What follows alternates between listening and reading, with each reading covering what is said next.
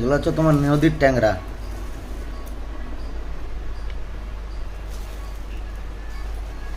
আরো মাছ আছে দেখো। এটা নদীরই ট্যাংরা, এটা পুকুরে হয় না।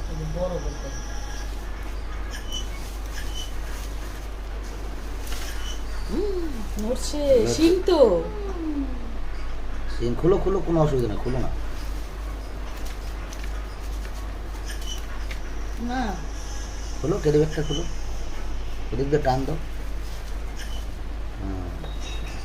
শিঙের সাইজ দেখছো? এই শিং 1 পোয়া, এই শিং তোমাকে দিবে কেউ?